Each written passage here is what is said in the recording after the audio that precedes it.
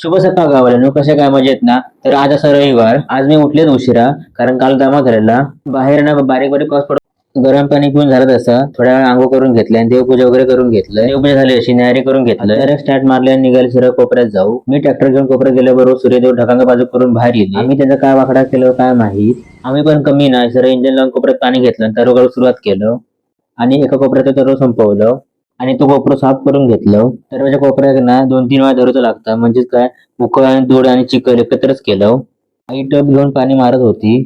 मग झालं चिखल तयार. हवे बाय तरो काढत होता आणि मी मेर लावून घेतलंय. मेर लावून झाल्याशी खत मारून घेतलं पर्यंत बाहेर काजू तरो आणून कोपऱ्यात टाकले आणि लावून सुरुवात केलं. बाळगावात सचिनांची पण तरो लाज होते. मग काय गजाली मारून मारून आमचा पण पटकन लावून झाला. घराकडे येऊ 3:30 वाजले. मग आंघोळ वगैरे करून जेवून घेतलं. मग परत 4:15 वाजता कोपऱ्यात गेलो आणि एका कोपऱ्यात चिखल करून तो लावून घेतलं.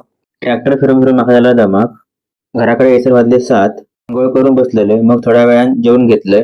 असं गेलो आजचा दिवस. तर गावाल्यानो व्हिडिओ